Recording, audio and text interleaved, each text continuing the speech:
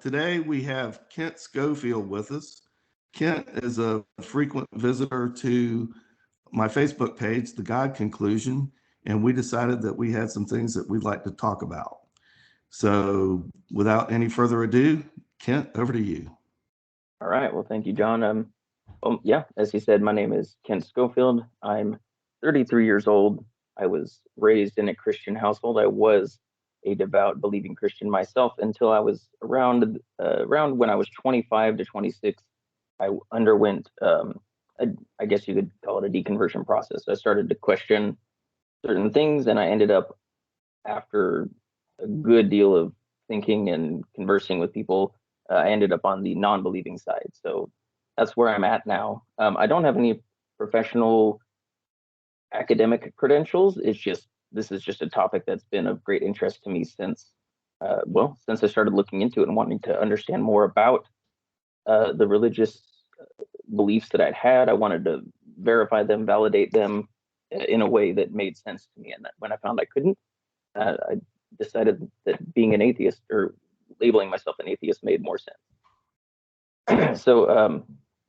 John challenged me. He sent me a copy of his book and challenged me to have a look and see if we could talk about some things. And I asked him if he had a preferred chapter because I don't have a bunch of time to sit around and read as much as I'd really like to. And he said the best chapter that summarized his work that we could, have a great talk on would be chapter 11. So starting with it, I guess it would help if I got the book so I could get your quote, just to make a little bit of a connection here to your actual writings.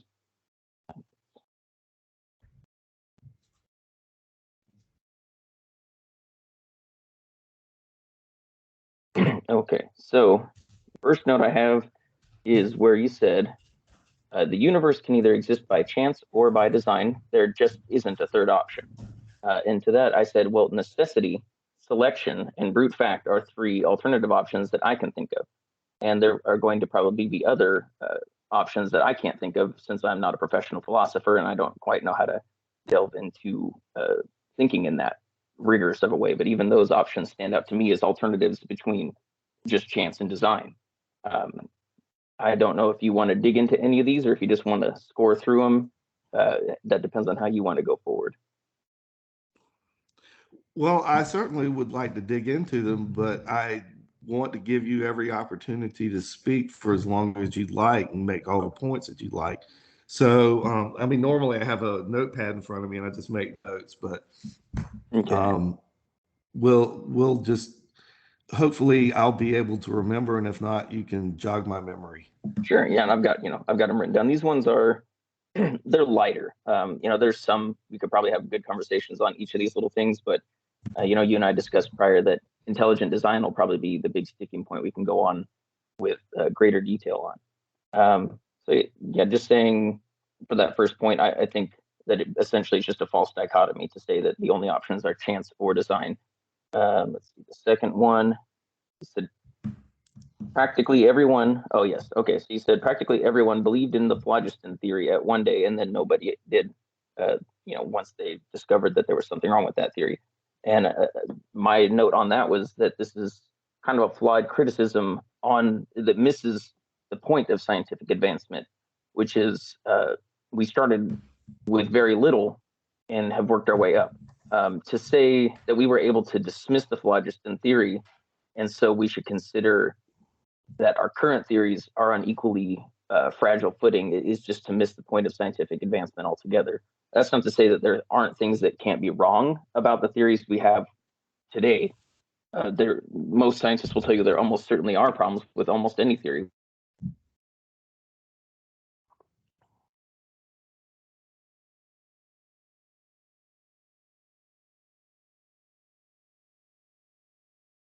Are you there, Kent? Can you hear me? I can hear you now. I lost you there okay. for a minute. Yeah, your screen froze up. So I'm guessing I probably had bad connection there for a second. Yeah. All right. Well, I'll keep an eye out for that. If you seem to freeze up, I'll stop and check in on you. Do you know what you last heard? I remember you were talking about a false dichotomy between chance and design, and I have a better way of putting that now. But again, I wanted to let you complete all your thoughts before Okay. I started jumping in and interrupting like I've had happen to me in the past. Okay. Yeah, so I'll just kind of so from there I had gone on to my next note that I had taken from your book, which was where you had said uh, you were talking about uh, our changing understandings through science, and at one point you said practically Oh everyone yeah, believed in phlogiston. phlogiston. Yes, Yeah, and I'm so sorry, I did hear that. okay, no problem. And so my note on that was that this just kind of seems to miss the point of the overall picture of scientific advancement in general, um, which is that we essentially start with what we had prior to the more technical uh, modern version of science that we know now. You know, we had certain scientific thoughts, but the way that we've ironed out the scientific process, we are growing our understanding of things. So there are things in our modern day theories that are probably going to change, some things that are going to be overturned, but the basic foundations of our current theories are not on the same level as the kind of theory that you get in phlogiston and bloodletting and such like that. Um, like again, not to say that there won't be changes to modern theories, but you're probably never going to see an entire uh, dismissal of a current theory. That's very, very unlikely from what I understand based on the way science has advanced in the way that we go about creating theories in the modern paradigm, you know. And that's just, that's something that could be talked about more later. Let's see. Oh, and then you had a criticism of a Sean Carroll quote. And I had to say, as soon as I saw you start quoting Sean Carroll, I thought, oh, you're in trouble now because I'm a big Sean Carroll fan. So uh, I knew I was going to. Usually, when I see uh, somebody quote somebody of the opposite position and they're using that for their case, red flag goes off. So I just wanted to catch this. And you said, in response to Sean Carroll's quote, you said, actually, you can't logically argue that God must be part of the universe because the creator of the universe would be expected to be external or outside of the universe. And this is a minor thing. This is just, I think he misunderstood what he meant. And what I said is, let's see, when he says you can just argue logically that God must be part of the universe, he doesn't mean contained within the universe. He just means part of the picture of what the universe is. He means so. If you're, let me. It helps if I can see what he said here. Oh yeah, that you don't have to actually go out looking for evidence of God on that theory, uh, or on that way of thinking, including God into your theories, because all you do is work it into whatever we end up finding and saying, well, yes, God's part of that. Like say, uh, theistic evolutionists, you don't have to do any specific research to work God into the theory of evolution. All you have to do is find out what evolution says and say, well, yeah, God's part of that. God is helping guide the uh, sort of sorry, God is helping to guide the mutations in such a way that will reach the goal he wants. You can do that without having to do any sort of research, and that's the point he's trying to make. Not that God is in our universe, but that he's involved in the universe. That was what he was criticizing. Okay, I'll skip that one, and then we can get down to. Oh yeah, there was one point that I think may have just been it may have just been a typo for you, a missed thing, or I just wanted to clarify for you. At one point, you said that the universe, was created 13.8 billion years ago in the Big Bang, and then a little bit later, you said the Earth didn't appear for another 9 billion years, but life appeared within a few hundred years of the Earth's formation. I should have said a few hundred million. Okay, and that's what I thought. I figured based on It's about 400 million years after the Earth formed is when right. they have speculated that the first life appeared. That's what I had thought because it seems you're working pretty well off of scientific information for the rest of it, and I didn't think that you actually thought that. I just wanted to catch and make sure. Because if so, I was going to say that would be a huge point of contention. Well, thank you for catching that. If there's ever an updated revision of the book, a second edition or what have you, we will definitely update it and correct that. So thank Excellent. you. No problem. It is a small deal, but if you had somebody reading it who didn't I'm know a better, stickler they for might. detail. I'm a stickler for detail, and I hate making errors. I know So that's part of the reason I can't write a book, because I get so caught up in detail that I can't move past any given stage without tremendous effort. And I have ADHD, so I can't often do it. I'm better off reading what others have written than writing something myself. And let's see, that pretty much gets us to the point where I guess there's a few little notes, but I don't think anything too important for this. Let's see.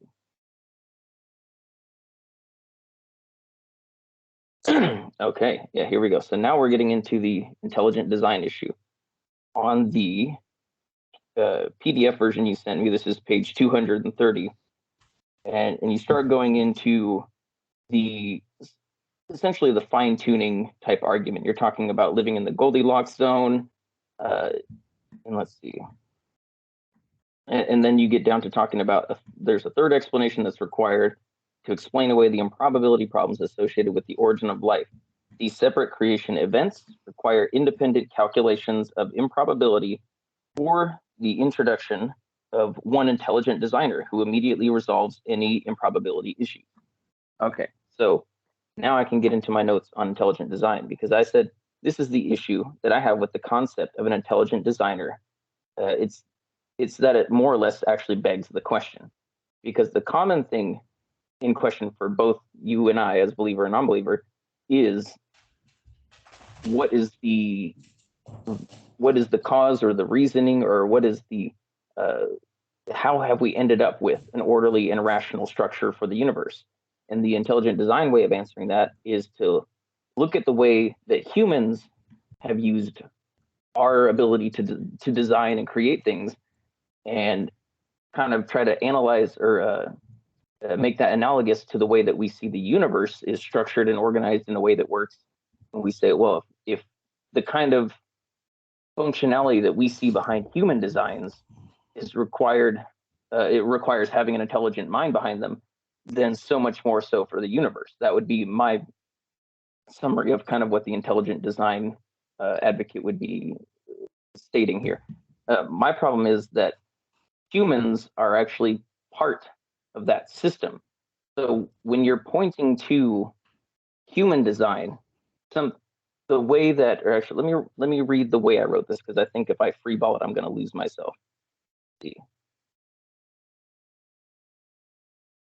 So in the case of human design, what is really happening is that a being within and part of the ordered and rational universe has evolved to be able to think about the way that things work in that ordered and rational universe, and they use what they've learned about it in order to make alterations to the ordered and rational elements within the universe to create something for their purpose.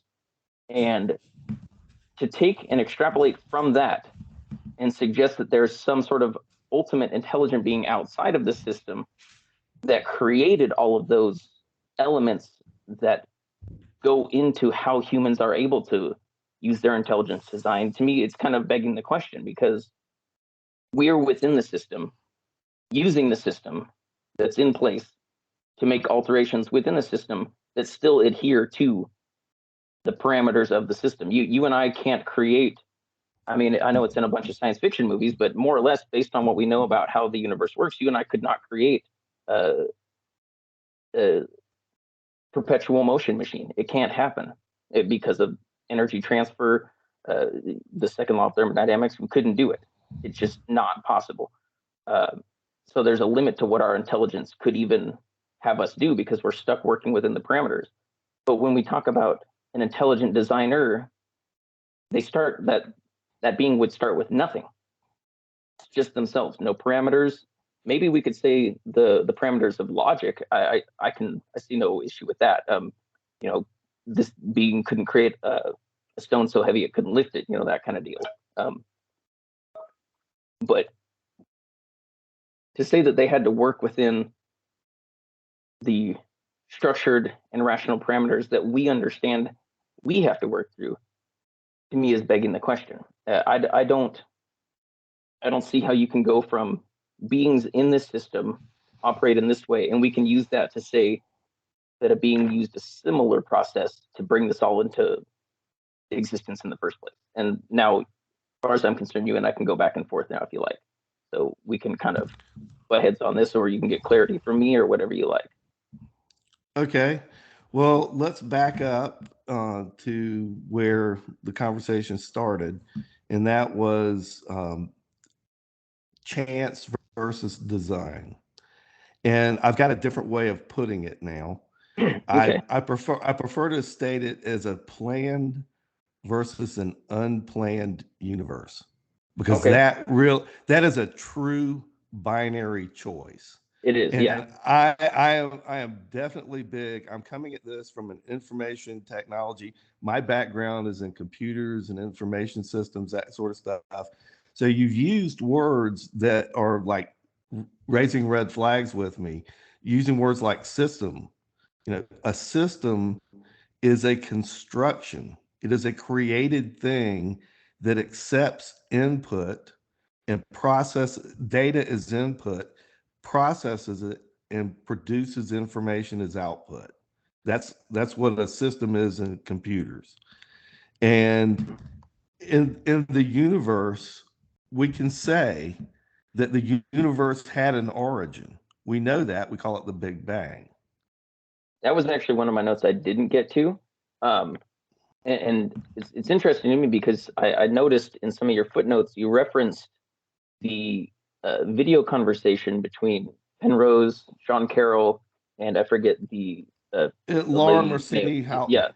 Yeah, you referenced that video, wherein it's quite clear that these top minds in the field are debating whether or not there really is such a thing as a first moment of our universe. I mean, in a kind of in a Not layman or really. simplified way, they say yes, like the universe as we know it kind of went back to a beginning where it was not how it is now, and it's come to be as it is now. So in that sense, it had a beginning, but was it a true beginning? That's kind of what that whole conversation was about. Um, and so that confused me as you use that as a source, but you kind of miss the meat of the whole conversation. No, I didn't miss the meat of the conversation. What I saw was experts talking about the data, the raw data, which is the calculations that Roger Penrose has done on cosmic inflation, where they said that the value is 1 in 10 and 10 to the 124th power, which is a Yeah. very, very low probability.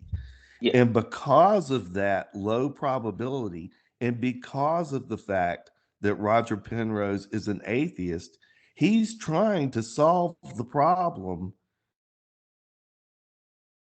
by, I don't want to say cheating, but he's trying to create a theory that has no evidence to support it and use that as an argument to get around the problem that is caused by having a fine-tuned Big Bang, which is fine-tuned to the degree of 1 in 10 to the 300th power, followed immediately by this incredibly precise event called cosmic inflation. And in the planned universe versus unplanned universe theory, very, very simple approach.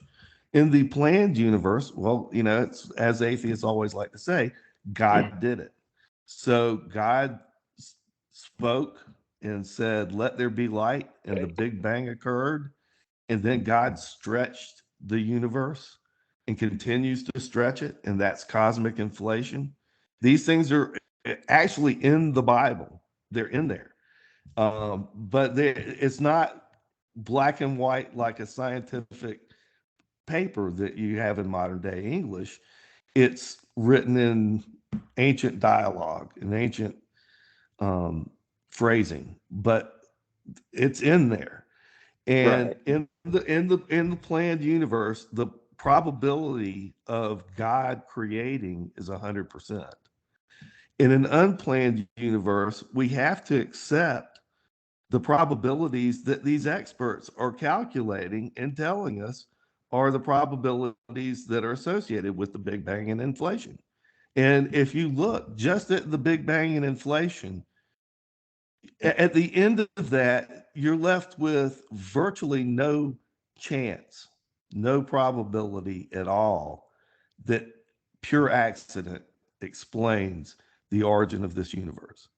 So they come up with multiverse hypotheses and string theories and all of these other approaches that are trying to get around the probability problem.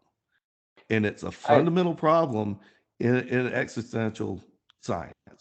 I, so I mean, a lot of what you're saying, it comes, and this is the separate issue I was talking about with probability, where it is very much, I think, tied to the intelligent design concept. Um, Part of I was trying to come up with an example that would be pretty clear cut, pretty obvious. And one of the first things I came up with was, so imagine I set in front of you a regular 52 card deck of playing cards, and I ask you, what's the probability that right now I can pull 5 cards off the top of that deck and it's going to be a royal flush? And you can do the math, It's and low, but it exists. right. It's pretty low. I looked it up, and I'm not great at probability math. I get the concept. I get the concepts of probability. I'm not a big mathematician. What I found was something like 1 out of almost 670,000 is your chances, but that relies on a full set of knowledge of all factors in play.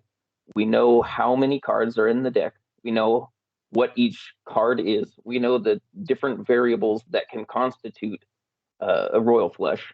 And so we can calculate to an actual precise and known number what that exact probability is. When it comes to something like such a huge unknown as I'll say the beginning. I mean, the beginning of the universe, how things came to be in the precise quantities and balances that they are in. I really, and I've looked for this, and I cannot find a satisfying answer. I don't know how you can claim this probability or that probability without knowing all the factors of what the different variables are. So, like, just as an example, let's pretend, and this isn't me saying I know this, but let's pretend there were only 3 physically possible different quality or measurements that the gravitational effect could have been, as opposed to an infinite number. Like, we don't know that. Is it possible for these things to vary to the degree that them being the precise quantities that they are is an actual improbability? Well, I can't find that answer. That is an argument that is made by non-believers, whatever you want to call the scientific community. Excuse me. And I lost my train of thought when I coughed. You were talking. I was bringing up the objection that we don't necessarily know the value, to what degree, if at all, the values of the fine-tuned universe could even possibly change. Okay. But we do, because Sir Martin Rees identified the 6 cosmological factors and their variables. But that was the other point I was going to make, is the non-believers argument is that they're actually constants, that the cosmological fine-tuning factors, the 6 numbers that Martin Rees identified, they can't vary, so that the universe had no choice but to exist. But then you're getting into an argument where the universe was planned.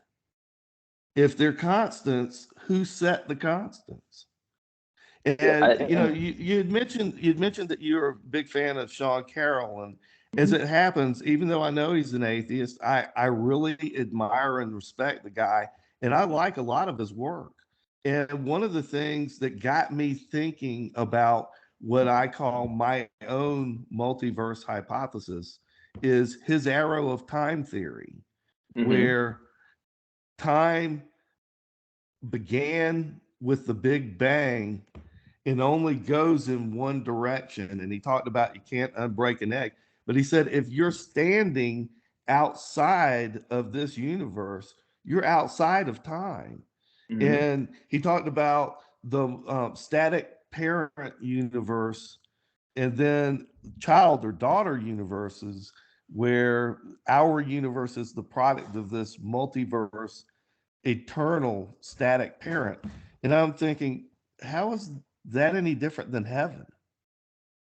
I mean, in my I would in have. my multiverse hypothesis, heaven is one universe or one dimension. This is one dimension. Hell is one dimension, and that's what we have. Now, it's the reason we only have these three dimensions is because everything had a plan. But in the unplanned universe, you have an infinite number of universes, and most of them fail. And it's all designed or all intended to get around the probability problem. Okay, so Sean Carroll, and I won't remember the details enough off the top of my head, but I do encourage you to look into it.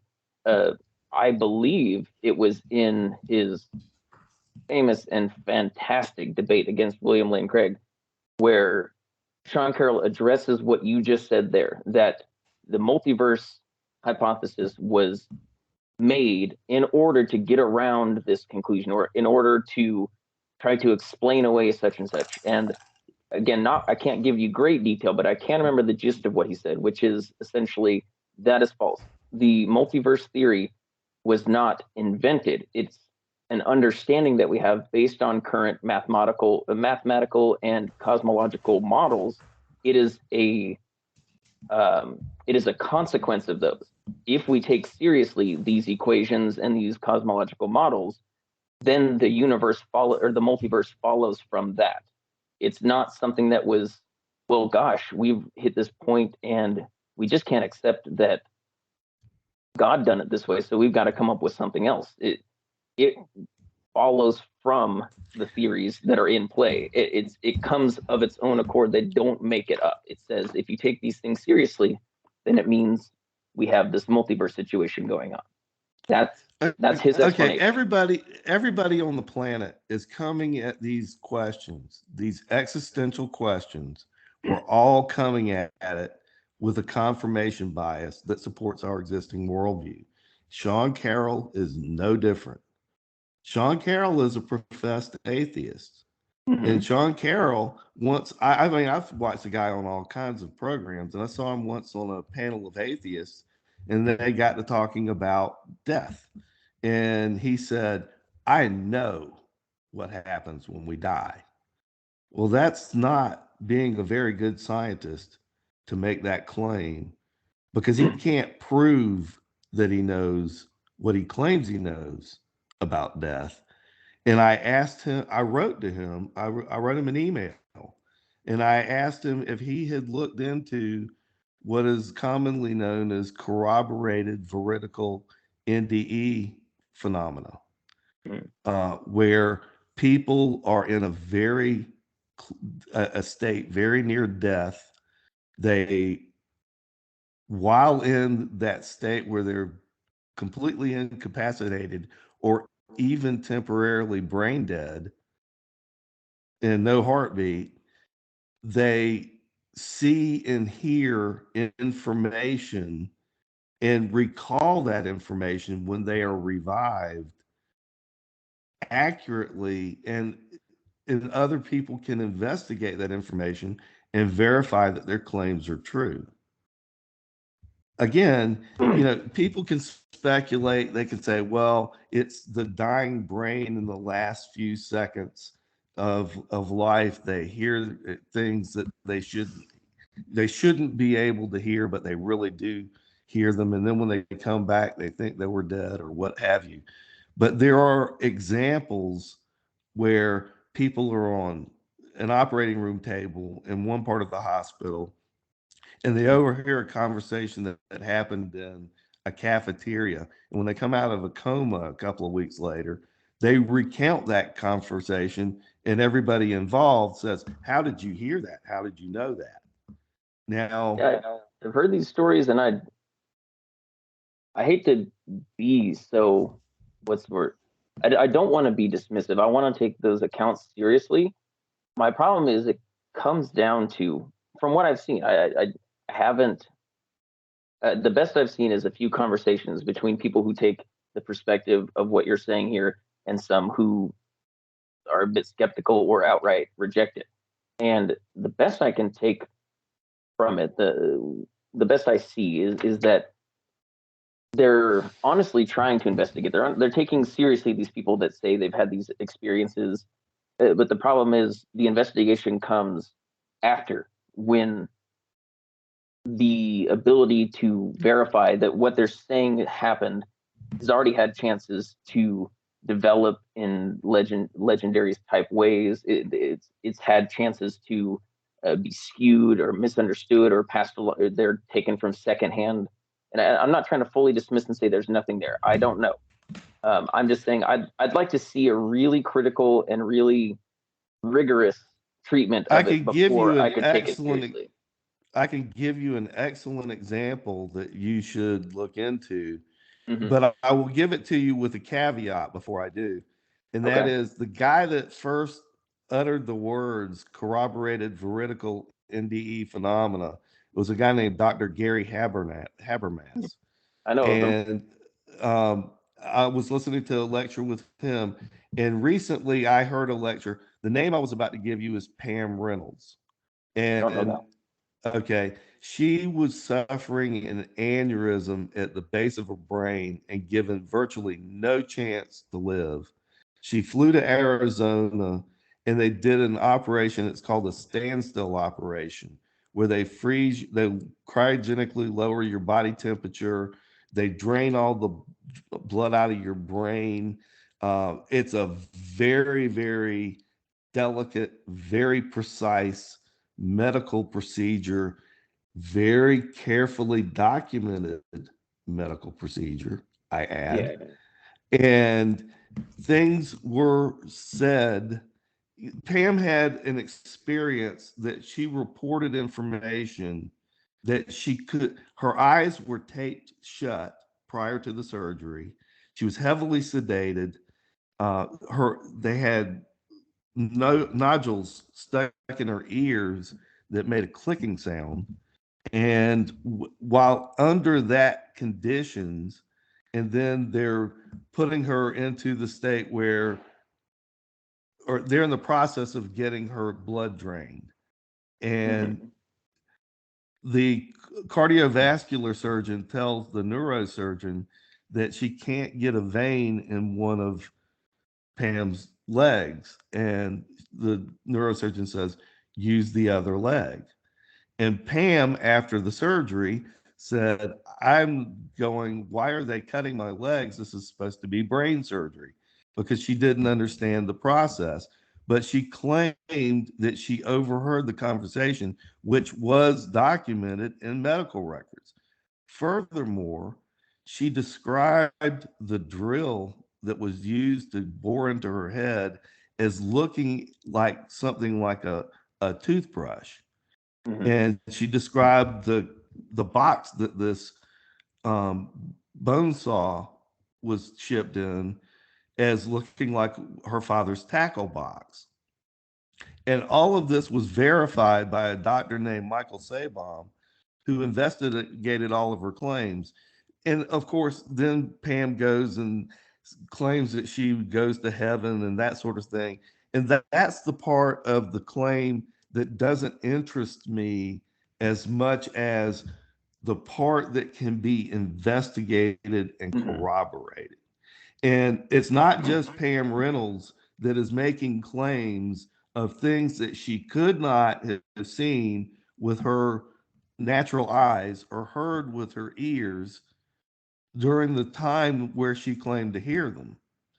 And but Dr. Habermas said that he had some issues with Pam Reynolds' account, and he knew of better accounts. So at some point, I'd like to invite him on one of these podcasts to ask him about more about that, because it's definitely something that really fascinates me. But the other account uh, that I think is very, very credible and interesting is a young girl named Michaela Roser, and she was very nearly killed in a car accident when she was 17 years old. Very serious car accident. The injury to her head was so severe that her brain dislodged and twisted in her skull. And there was fortunately a emergency room physician that lived only like 2 miles from the accident, and he got on the scene immediately and basically saved her life. But when she was in surgery, she claimed that she left the operating room, went to the hospital cafeteria, saw her maternal and paternal grandparents sitting with her mother and father, concerned and talking about the surgery. And during this conversation, her father says, the stress is really getting to me. I've got to go have a cigarette, because he was a smoker. And Michaela started laughing and said that both of her grandmothers said that they were going to go smoke too, but neither one of them were smokers and would never in a million years have smoked a cigarette under normal circumstances. So 2 weeks later, she comes out of this coma and tells this story to her family.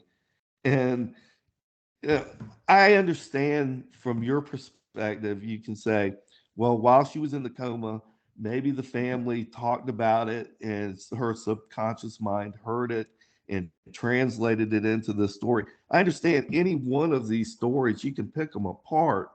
And, just like I was always saying that the gold standard was Pam Reynolds, and Gary Habermas says, no, she maybe not, isn't. There are other examples, and that's my point is there is a body of evidence. There are millions of NDEs, and there are a growing body of NDEs with evidence that of this corroborated vertical variety. So if any one of them is true, then the supernatural exists. Hands down, it's not even open for debate anymore. Yeah, I mean, so my overall issue with that, and I'll touch on that, and then if you want, we can go back to where we were talking about the multiverse. I think we missed something there. My I'm sure we missed a situation with lot. yeah, my position with the NDE situation is, I mean, yeah, I could sit here and try to come up with a bunch of stories that explain all of the information in those stories there. I could try to, like you said, like, okay, maybe she overheard this information. Maybe she saw that on her way in or whatever. But to me, it's not really necessary until such a time that there is some sort of, and I understand that certain elements of these stories are corroborated. Like, you can say that these people actually were in a hospital at a given time. They were actually in a certain very precarious physical situation. They were unconscious with their heart stopped. Whatever. You can verify those things. What's missing for me overall is the ability to say that they were definitely having the experience at the time that they were pronounced dead. And I'm not saying, and maybe that exists in some cases, and I need to look further into it, but that's one of the immediate objections that always comes to my mind when I hear they left their body and saw a conversation in another room, or they heard something that was going on when they should have been dead. I'm missing the part where we can verify that at that moment there's no chance that they were still conscious to bring in information. And people say one of the weird, and you didn't make these claims, but one of the weird things I hear a lot of times in these NDE stories is, oh, it was when his heart died, like when the monitor showed he had no brain activity, and that's when he saw God. Well, how in the world would you be able to verify that in the external world, at the moment when he was registering no brain activity on there, that's the moment he was having that experience. Again, you didn't give one of those stories right here, so it doesn't apply too much to anything you've said. But that is a common one I hear is, so and so died and they saw their loved one, or they saw Jesus, or they experienced heaven, and it was as the machine was registering no brain waves. I don't see how that could even be confirmed. Um, but that's a more general thing. Again, it doesn't really apply to any of the stories you gave here. Um, Well, I mean, one of the reasons why I thought Pam was such a compelling story was because she was so heavily medically instrumented during yeah, the procedure. And it's my understanding they should have an EEG that shows what brain yeah, activity was there at the exact moment she's claiming to hear the doctor say. right. And if there's that kind of level of detail, that's what I'm looking for. I'm looking And for I am that. too. That's I'm I'm not looking for saying I that. couldn't be moved. I'm looking for that proof that cannot be challenged. Yeah, Most NDEs, like I said, there are millions of NDEs. yeah, Most of them are only interesting anecdotes. I yeah, mean, that they now not all of them are identical because one of the I've actually met this one person that had an NDE, and it was a pretty intense one. His name's Matthew Botsford, and when he was visiting Atlanta a number of years ago on business, he was shot in the back of the head, and they said he was dead before he hit the pavement.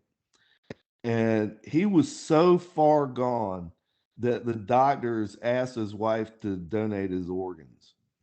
And she refused. She, for some reason, she said, and she wasn't a Christian at the time, but she said, I asked God to give me my husband back, and I promised I'd stay with him no matter what happened. And years later, after this happened, I saw Matthew Botsford on a television show called I Survived Beyond and Back. mm, And that's the deal is I Survived was a series where people were attacked, they were shot, they were stabbed or whatever, and they survived the trauma. I mm, Survived Beyond and Back was we had a near death experience claim. right. Well, Matthew's claim interested me for two reasons. First, he was claiming to have been shot in the head, and he looked awfully good on television. He sounded great. He That's good. sounded just like you and me. And the second part that interested me so much, because most of these shows, like I said, I just watch them in there. It's like watching Murder She Wrote. It's just Yeah. okay. They tell some interesting anecdotes. Matthew's anecdote caught my attention because he was an innocent bystander. He was shot in the back of the head as he's minding his own business, waiting on a cab to pick him up and take him back to his hotel. Mm. And he claimed he went to hell. Oh And, wow. and so I had to meet him and look him in the eye and say, why? You are the epitome of the innocent bystander who minding his own business. He's not involved in a drug deal. He's not, doing any kind of criminal activity. And you get shot and you claim that you went to hell when you died. Why is that? And he looked me in the eye and he said, I deserved it. And I thought that was an interesting answer. He said that he had been raised in the church as a kid and turned his back on the faith and basically did what I did when I was about the same age. I just kind of became a materialist, a capitalist, and I didn't care about religion and God because I'd gone to college and I'd kind of put all that stuff away. Hmm. And he said, but when you meet Matthew in person, then he was shot because they only photographed him from you know, neck high. Yeah. And so you don't see anything, but his arm is permanently, Oh, yeah. you know, and he Got was nerve left damage hand, there. Yeah. yeah, permanently disabled, and he was left-handed, and it's his left arm. Wow. And I asked him, I said, how do you feel about the people that did this? And he claims he forgives them, which to me is a very difficult thing for me to contemplate, Yeah. because even though I'm a Christian, I don't think I could forgive somebody making me permanently disabled. Yeah. It But would be hard. he said if it hadn't happened, he really feels like he would have ended up in hell permanently. So, and it was a pretty harrowing description. It wasn't necessarily um, the most understandable. I mean, at times it almost sounded incoherent. I don't want to say it was incoherent or anything, but it was just. I mean, he describes himself after the first year after the shooting happened. He said he was living in la la land. I mean, he was basically drooling out the corner of his mouth, and I mean, he's come so far. Yeah. Lots of But rehab and recovery there. Yeah. That's good. I mean, yeah, it was amazing what they did.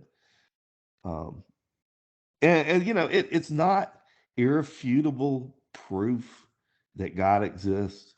It's not proof that hell exists. It's just another piece of evidence that I file in the category of the body of evidence that I have been building over. Basically, this I um, stopped being an apathetic agnostic and started becoming. I mean, I became a sincere Christian when I was mid 30s, late 30s, Okay. and but I went another 10 years after that, at least, where I went from apathetic agnostic to mostly apathetic Christian. Because, I mean, when I say apathetic, in terms of looking into existential science and uh, Yeah.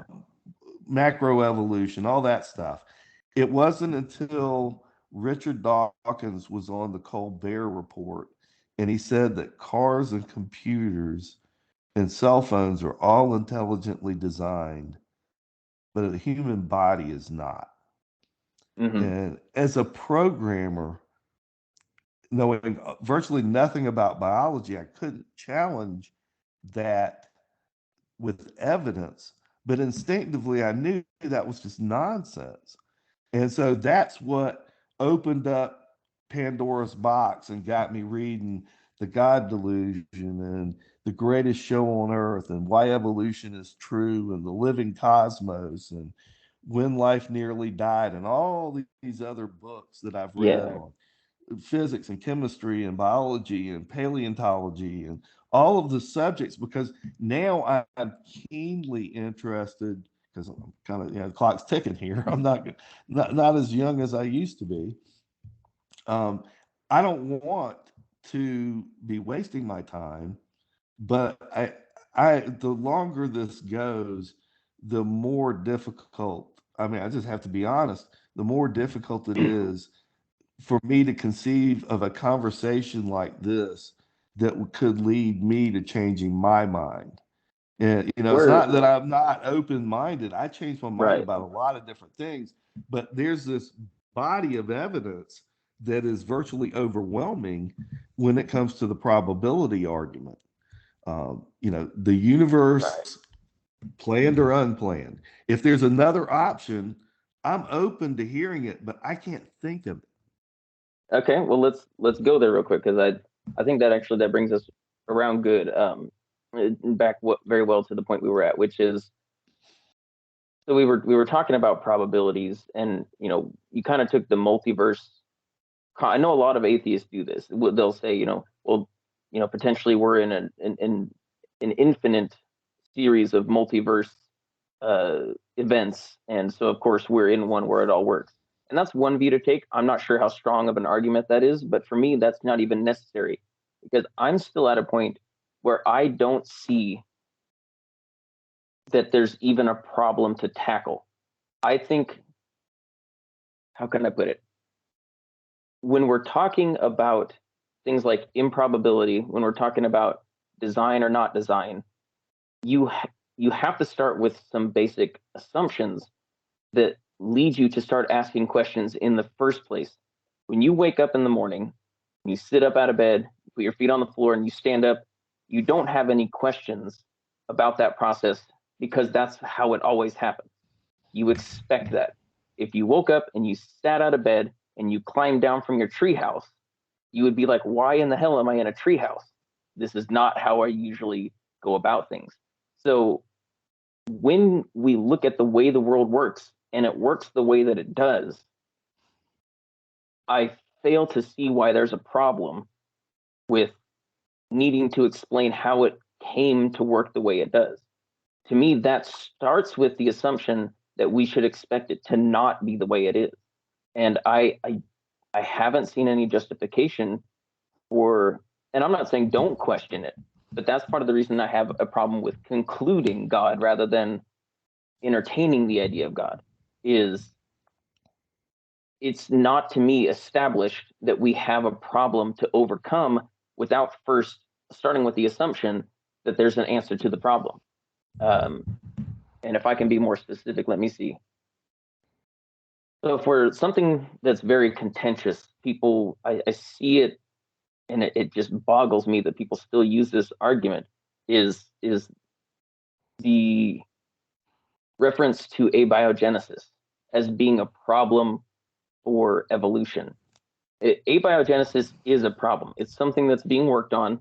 I'm not going to say we've got it 100% figured out. That's not what I'm going at here. The point is, we understand once you have life, what that does. We understand how life works in such a way that can bring us from the first living organisms to where we are today. That's a completely well solidified, validated evidential theory that we can back up. There's very little guesswork in terms of processes and how it all could work. There's not necessarily a bunch of we don't have fossils for every single thing leading all the way forward, but if you understand the processes of how it works, you wouldn't expect that. So that's not a disconfirming piece of evidence at all. But for us to say, okay, well, we don't yet have a solid theory of how life got started in the first place from non-living chemicals, therefore evolution doesn't work. It's kind of like that for me for the whole universe. We go back to the earliest moment that we can confirm using solid scientific methods and say we have a pretty high degree of confidence that from this point on, we've got it pretty well figured out. Okay, I think most scientifically literate Christians and atheists and all such people who understand that can agree for the most part there. But it seems to be those pockets of I don't know where the intuitions based on our current situations kick in and start doing more work than I think that they are capable of logically validating. Again, going back to the intelligent designer, Pele, talking about the watchmaker analysis. There's a great criticism that I've heard that's, when Pele says you're walking along the beach and you kick a rock and you notice there's a rock, you don't think, where's the rock designer? But when you see a pocket watch, because of its features and complexities and such, we realize, oh, well, someone must have made this watch. And then we use that exact same logic to turn around and say, well, if there's a maker for the watch, then there's a maker for the rocks. And it kind of, like I said, begs the question and feeds in on itself. Paley's watchmaker is typically identified as a fallacy, as a logical fallacy. And I agree with that assertion that it's a logical fallacy, but not for the reason that people like Aaron Ra would say. Paley, when he lived, he assumed that the universe had always existed. And we know because of the Big Bang that there hasn't always been the rock. It's been there longer than your lifetime and my lifetime and Paley's lifetime put together, perhaps. But we don't know how long the rock was there, but we do know the rock wasn't always there. Mm-hmm. There is a rock maker. Well, yeah, but You are a very intelligent guy. I'd like to think that I'm at least of average intelligence. So we are communicating, we are using language, and we are communicating, having an intelligent conversation. right. But our conversation is a discussion about whether our origin was intelligent or unintelligent. Yeah, Because an undirected process, an undirected, unplanned universe has no underlying intelligence that is making everything happen. In a I planned disagree. universe, there's God. I disagree with the first premise there. Um, to me, all is needed for rationality to emerge is regularity. All that there has to be is some sort of structure that's regular and what's what I'm looking for. And then of course, to qualify as intelligence, there has to be something that can uh, process the information that's built into those regularities. Uh, But here's the problem I have with that. You're working with the assumption, apparently, that the laws of the universe, the laws that govern the universe, existed prior to the universe. no, What not evidence necessarily. do you what Uh, evidence do you so have? I so and this is where the whole was there actually a moment of singularity at the t equals zero? That's where that question becomes so key. It's pretty commonly accepted, no matter what you get to, as you go back closer and closer to the Big Bang singularity Right. itself. The But Planck there era. there was a time where there were no universe. I mean, there were no galaxies. There Hmm. was no Yeah. stars. There Yeah. wasn't even an atom. There was no space, Yeah. and there was no time. That's essentially my Time understanding. began at the moment of the Big Bang. My understanding is that, and this is what I get from. I mean, I've heard similar things from even theologians like Lane Craig has agreed to this much as well. Um, I could be wrong, but I think he has that the the best theories that we have, the best mathematic equations that we have that actually apply to the universe so far as we know it, can only take us back. And I say only. This is very far and very close to what would be t equals zero if that's an actual moment, and that would be the Planck era, which is 10 to the minus 42 seconds after what would be t equals zero. And that's a very, very small fraction of time. I understand that. But what would have occurred within that time period, if it exists, between t equals zero to the end of the Planck era, is of such a high, uh, it's of such a quality that our current scientific understanding can't address it. That's a very small pocket of ignorance. I'll admit, like that's why I wouldn't argue that everything we know in the universe has evolved past from that moment in time. Uh, there was a time when everything that we know of as the uh, extant universe was compacted into a very, very, very unimaginably small space of incredibly high density and low entropy. Sure, absolutely, I'm on board with that. It's how it got to be that way. What what is the reason why that state came to exist? I don't know. And I personally find it I think it's a leap to say that you do. I mean, yes, maybe you're working from a probability No, stance no, no, rather than no. saying I do I don't. know. I'm not claiming knowledge. Right, right. I'm just applying logic to Hmm. existential questions. Right. And Okay.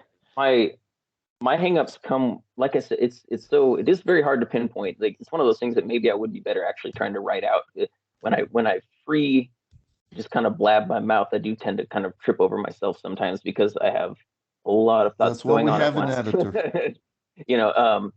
But the way I see it is the expectation, the very expectation. If you say where does the order of the universe come from?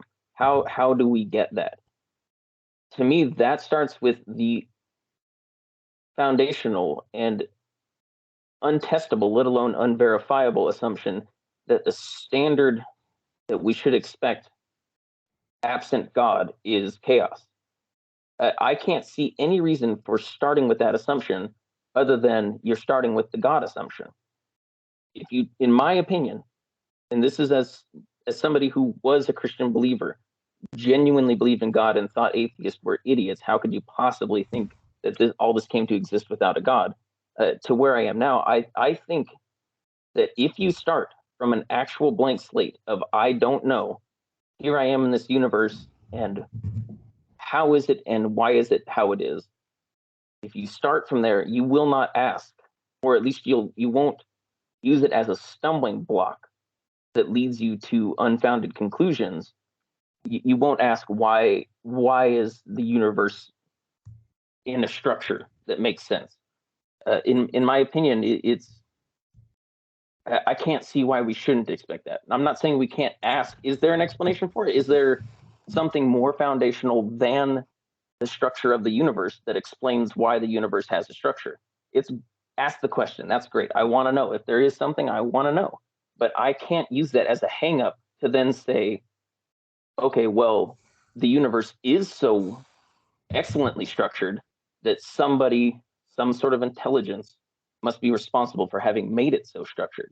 To me, that's a leap that comes from an unvalidated and unjustifiable presupposition, which is that the universe must, by default, be disordered, must be chaos, must be ever changing and unreliable. I'm not saying you can rule those things out, but I don't see why you would start with those assumptions unless you needed them to justify what you already believe. Well, that's fair enough. Um, Let me take a step back, if you will, and very, very briefly tell you how I got here. Okay. Like I said, I was a software developer, a computer guy, and Richard Dawkins was on the guide, excuse me, was on the Colbert Report, and he was promoting his book, The God Delusion. And he said something that got my attention. I think I've already gone through this part of it. But before that, years before, when I was in my mid 30s, I thought that Jesus was maybe no more real than Santa Claus and the Easter Bunny. And I was working really hard during the week. And quite frankly, going to church was starting to feel like a chore to me. And I was looking for an excuse to stop going. And I decided that I was going to put God to the test, so to speak. And I had a conversation with this guy named Yasik and tried to tell him to follow these steps, but he wasn't. His heart wasn't in it. Is probably the best way to put it. But my heart was in it. I opened. There are a number of verses in the Bible that talk about opening the door to your heart and inviting God in. And if you do that, He'll come in. So I did that. Matthew 7:7, which is asking you will receive, seeking you will find, knocking the door will be open to you. Revelation 3:20, behold, I stand at the door and knock. If you open the door, I'll come in and sup with you and you with me. And so all of that was interesting. And it seemed to be, like connecting the dots in my brain that this was um, a way to get in touch with God and find out if he really existed or not. So I went to bed and I said, I'm going to pray and I'm going to hope for the best. And if I wake up in the morning and nothing happens, I'm going to be an atheist. And I'm not going to get into all the description trying to describe what, you know, can't really be described. I mean, it's kind of like these NDE people trying to describe seeing heaven or something. Yeah. I didn't see heaven or anything like that, but I had an experience that was quite profound. And I was convinced that God came into my room and answered my prayer and proved his existence to me. And that was good enough for me for until the Richard Dawkins moment. And Right. Richard Dawkins is what opened that Pandora's box of looking at existential science, the answers to the question, who am I? Why am Hmm. I here? Is there a purpose for my life? Those are existential questions. And quite frankly, if you're an atheist, I don't want to be harsh or anything like that, but the answer is no. There is no purpose to your life. Well, if You're you want to, a bag of chemicals that code for protein. that's And one way to look at it. I I don't. believe I believe that we are the result of an intelligent entity. We were created by this supernatural God. And one more point that I wanted to make was I didn't believe in God until that night.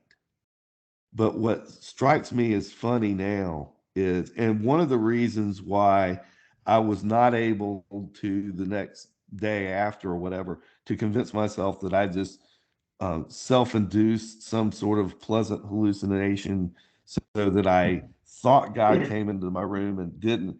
And then I said, well, no, God is supernatural.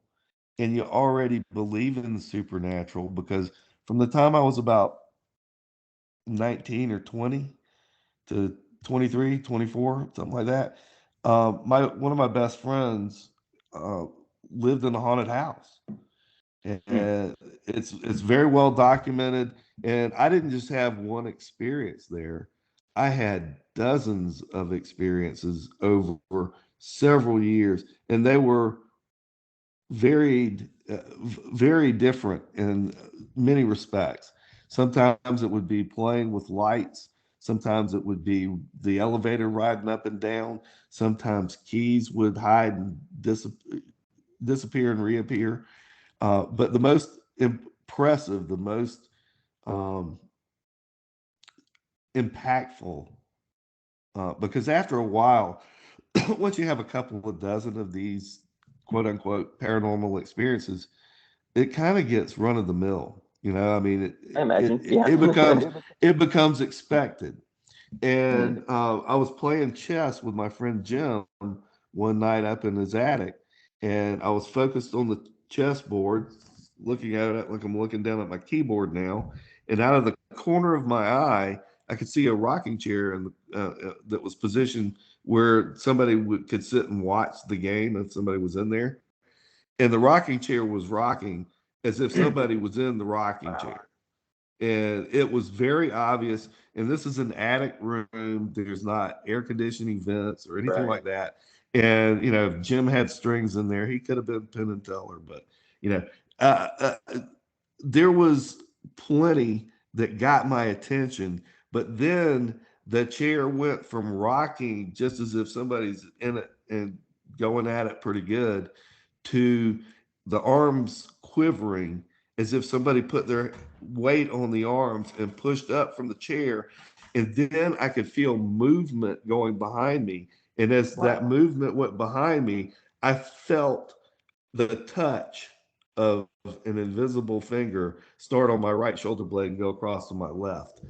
Wow. And I said, game's over. I can see. I'm out of this room tonight. That got my I've looked attention. into it. I've been very interested in that, in the supernatural element. So I mean, I suppose if you want, I could give a little bit of my background, how I came to where I am, if you wanted to, just to Yeah, kind of, absolutely. you know, so I was raised in a very Christian household by my grandparents for a good deal of my childhood, and um, I I literally, for me, I was raised in it. And not in the sense of like it was mundane and it was just there, but like in a very active sense. I mean, we read the Bible nightly together. We prayed nightly. We prayed before every meal.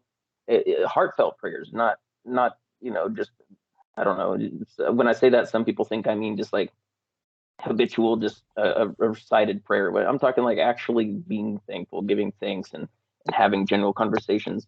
Um, and for me, it was a very real thing. There was at no point did I have any doubts. There were things I didn't understand. There were questions I would ask. I remember I struggled in, I want to say it was late elementary or maybe it was early junior high, that I started really being concerned because of the call to evangelism and my fear of what would happen for people who didn't get the word. Like what, like I want everyone to have a chance at getting to heaven. So, and I struggled to ask some of my teachers, what happens if people don't hear it? Are they going to go to hell even though they didn't know they had the choice to make? But that's, all that to say, I didn't really have any doubts about the core fundamentals of the religion, and certainly not about the existence of God. Then I reached adulthood and moved out on my own and just kind of got busy with life. So yeah, I didn't really get a chance to go to church much, but it still wasn't really a question for me about whether any of it was true. I still had my what I considered to be my internal relationship with Jesus, and that was still part of my daily life, even though I wasn't always perfect. I never doubted it per se. And of course, there are other factors, but to cut the story, to get to the point of the story, having the background that I was a genuine, full-hearted believer with next to no doubts, if any at all. And one day, I just got to watching a fun documentary. My dad was always big on sci-fi documentaries or documentaries in general and sci-fi material and stuff. And I got caught up, really enjoyed watching the documentary called Ancient Aliens. I don't know if you're familiar with that concept at all. Oh yeah, Yeah. Georgie. Yeah, the aliens Yeah, guy. Yeah. So I got into watching it because, for one, so I've always had a fascination with ancient mythology. It was something that stood out to me from a really young age. I just thought it was really cool, especially hearing like Egyptian and ancient Greek mythology. Those were always my favorites. I love those. So they go into, trying to make sense of some of this mythology in light of the idea that maybe aliens were behind it. And so it's cool because you're getting some historical context. You're getting uh, look at all these great historical sites and stuff like that. And it was just very fun for me to watch, and I liked entertaining the idea. But I got to the point where I was almost thinking like this could be a real deal. And then I saw an episode where they took their ancient aliens concept and applied it to some of the Bible stories, and I was mad. I was very mad because it it was like, hold on, I was taking you guys seriously and I thought you were onto something, but now you're going against my core beliefs, and you're trying to discount them as alien encounters rather than like genuine spiritual experiences with angels and Jesus and such. I can't have that. But what I realized is the kind of reasoning that they used to make their story convincing and the kind of reasoning that I was exposed to growing up to make our story convincing were nearly identical. I could not fundamentally find any difference other than substance or content, but not anything in substance between the two uh, styles of presentation. The way that certain evidence is brought up and used to support their conclusion, identical as far as I could tell. So I wanted to find out more about how I could either go about confirming and strengthening my faith, and like being able to say, okay, I know for a fact now why the alien story is wrong, and I feel more confident in my faith again. Or if I had to say maybe I can't be all that confident in my faith, and maybe there's something more to this alien thing. And that's how I stumbled into more philosophical context of epistemology, scientific methodology, and reasoning. Uh, I kind of worked my way into that over time, And first thing to go was the alien story. And then I decided that the religious context was no different. It met the standard every bit as well as the alien story did, which was to say, not very well, in my opinion. Um, but I still had an inner conviction of something more than the mundane physical reality. That was still something that was a big part of me. And because of my lifelong kind of infatuation with ancient mythologies and with, um, having gone on Christian retreats, I've always felt like there was a big connection between nature and God. So I thought, why not try a natural religion and see if maybe I can still keep this connection to the supernatural, uh, the sort of, what's the word I'm looking for? The spiritual realm, the grander side of reality.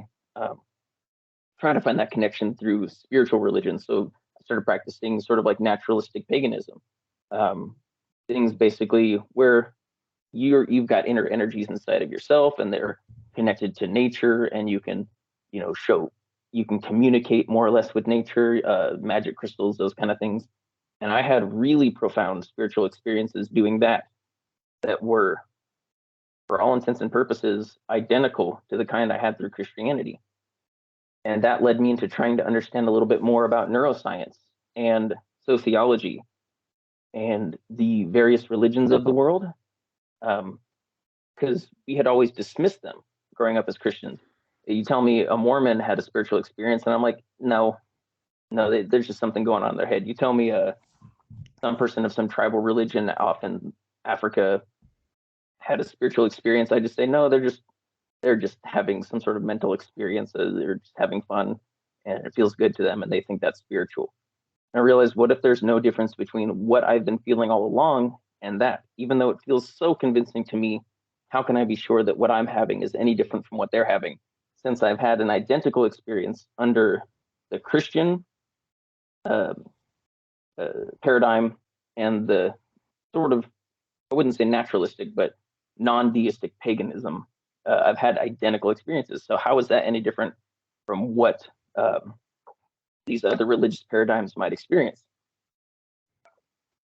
And I came to understand that most likely all of that is just activity in the brain that relates to our evolution and our social adaptations and the way that we feel in given context. I mean, maybe some of it's a little mysterious, but knowing what I've known from researching critical thinking and scientific reasoning, I understand that being mysterious means you can't draw any hard conclusions about it. So having mysterious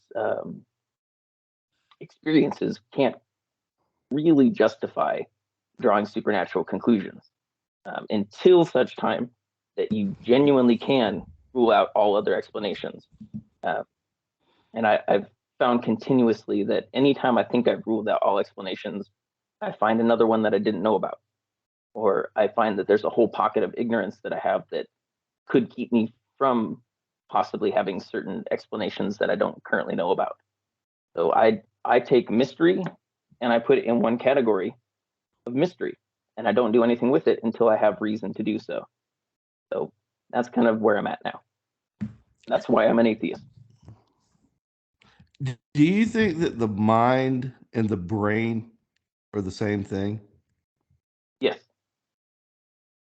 Okay.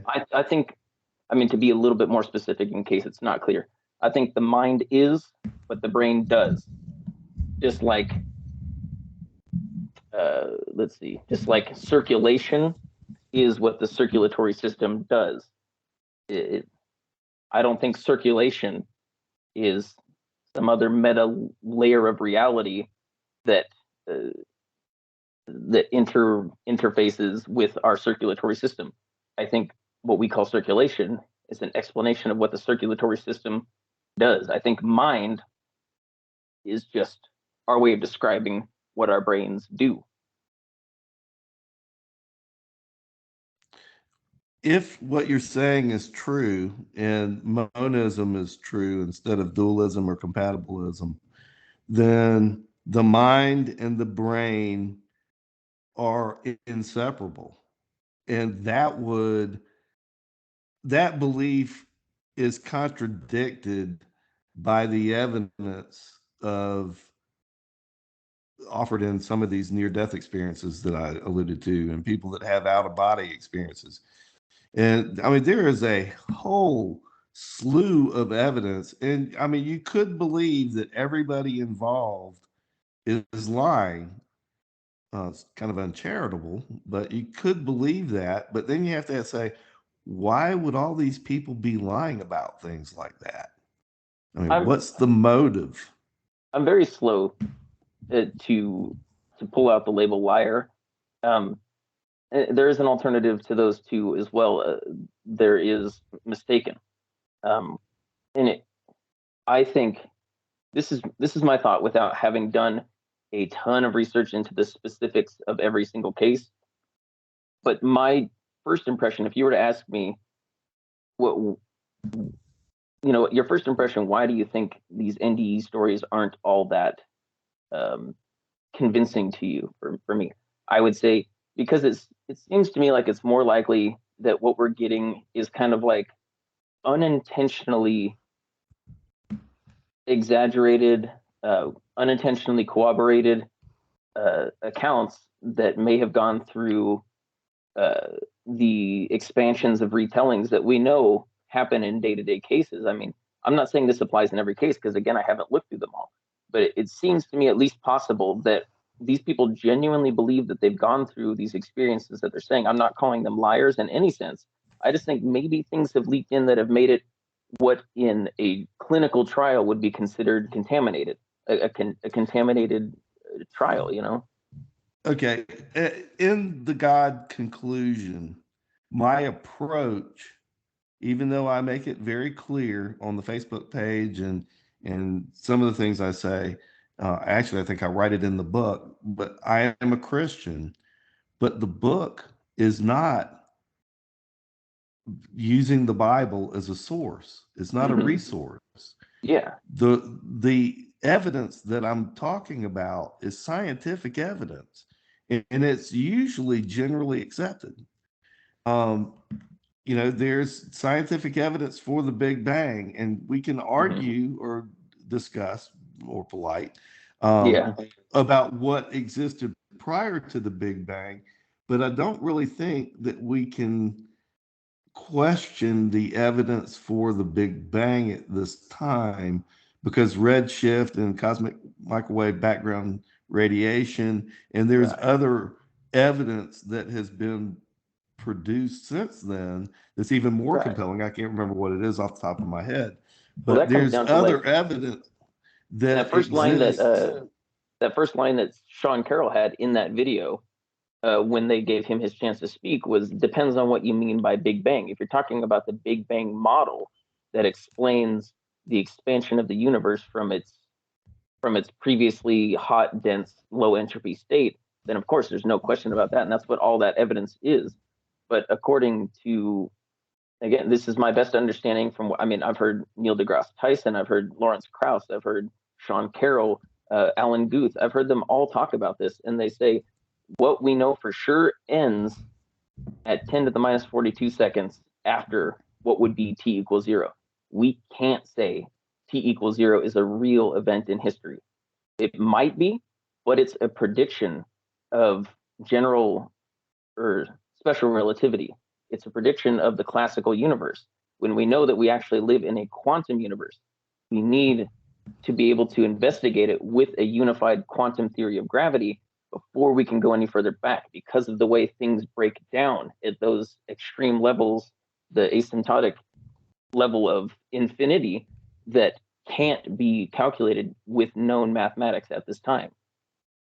That I can't give you numbers, but that's my understanding based on everything that I've read or heard and every conversation, debate, every book I've read on the topic.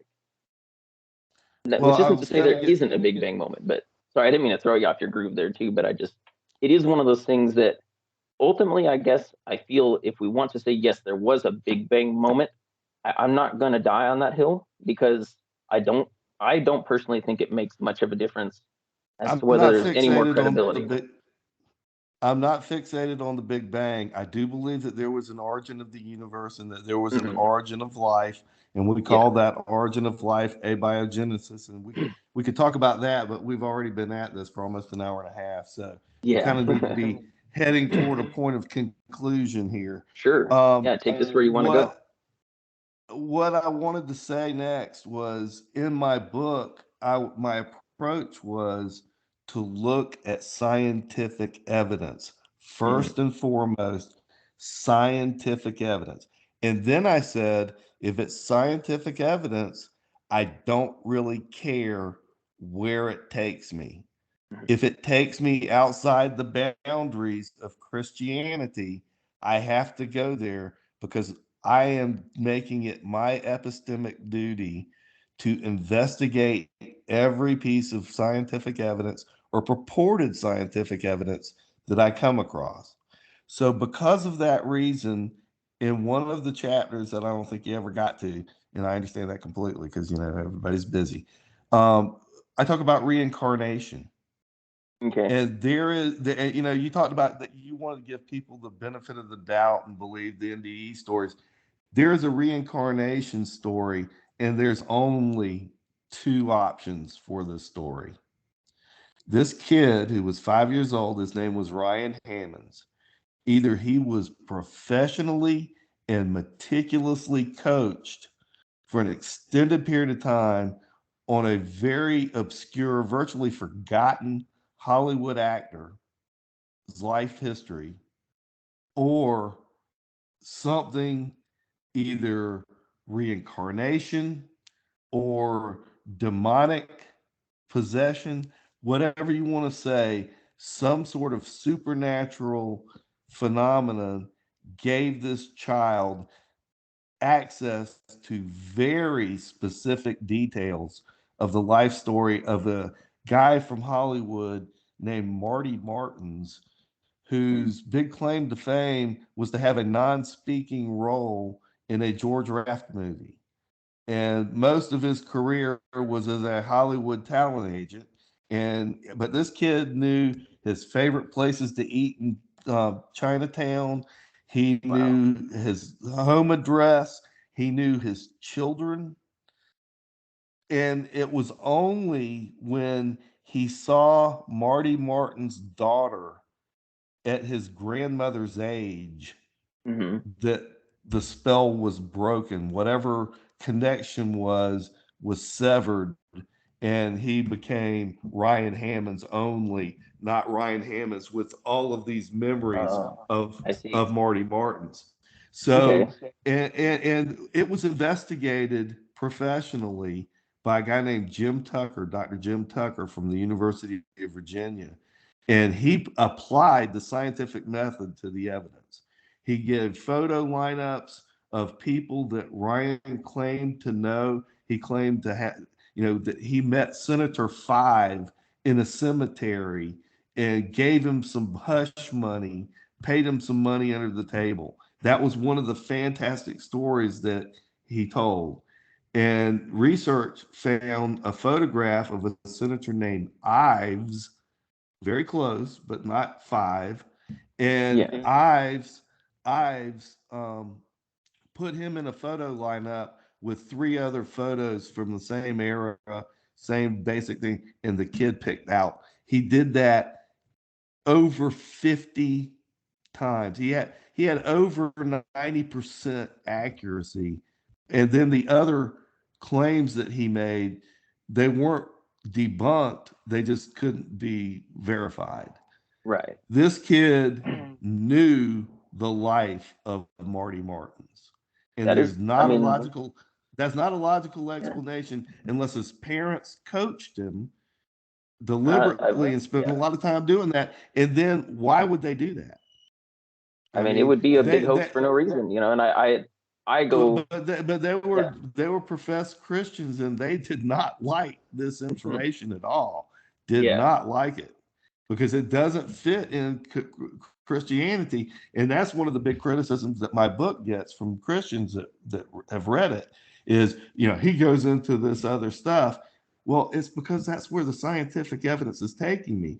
And I'm Yeah, happy to say it could be a demon had yeah, possessed this child. But that means demons really exist, and demons are simply another form of supernatural phenomena, just like ghosts and everything and God. I mean, a demon, an angel, God, they're all supernatural phenomena. And if you right. got evidence of one, there's no reason not to believe that the others could exist as well. Yeah, I mean, if you well, at least if you have evidence of the top layer, then I would say, yeah, there's no reason you couldn't believe in the subservient layers to that, the lower layers underneath that. So what, like, if you had proof, if you could say that, God exists, then of course you're going to believe, it's not that hard to believe angels and demons and such like that. I would say if you had evidence of ghosts or reincarnation or angels or demons, it wouldn't necessarily mean that God exists. I mean, I could see how that would be at least a somewhat reasonable conclusion to reach, but it definitely wouldn't be a necessary conclusion. I think it's, I don't think angels and demons exist, but I think if if we were to find that they did, it would at least be possible they could exist without God existing as well. I mean, they wouldn't be angels and demons as we understand them through the Bible, but that doesn't mean that those descriptions would be correct. All we would have evidence for at that point is that angels and demons do exist. And that's just me being, uh, I guess, applying a little bit of skepticism to a potential discovery in the future. Um, but, and I think that's me being entirely honest. If if tomorrow it came out through reliable sources that we had real scientifically validated reasons to believe that the realm of angels and demons existed, I would of course look into it. I'd be open to it, and I would, assuming I ultimately accepted it, like, yeah, that seems like legit stuff. It would open me up more to believing again that God exists, but I wouldn't immediately say, okay, we've got the angels and demons, so we've got God as well. Um, but it would make me even more interested in that question than I am now, and it would make me more open to that idea than I am now. I like to think I'm pretty open to it now, but I'm also highly attuned to a sense of skepticism when it comes to underlying suppositions. Like I told you, you know, supposing that the order and structure that we see in the universe should not be expected unless we have God to explain it. To me, I can't get on board with that. That to me is an unjustified assumption. I When I try to start from zero, I really I look at the universe, the world that I'm in, and I want to say, what is this? Where am I? What is this place like? And if that place is an ordered and structured universe, then I need a reason to be surprised at that. I mean, I can be in awe of it, I can be in great appreciation of it, and I can find it amazing. But that's different than saying, "Huh, it shouldn't be like this. Why is it like this?" And that's different too from saying it's really cool that it's like this. Why is it like this? It's that it shouldn't be this. We shouldn't expect it to be this way. That gets me. That I think is the point that a lot of people miss. It, and I think it's that way for just about every type of thing that can be brought up to lead someone to think that God might exist. That's in these past 7-ish years that I've been involved in more deeply trying to understand the arguments for and against. That's something that I've seen as a regularity. Is people,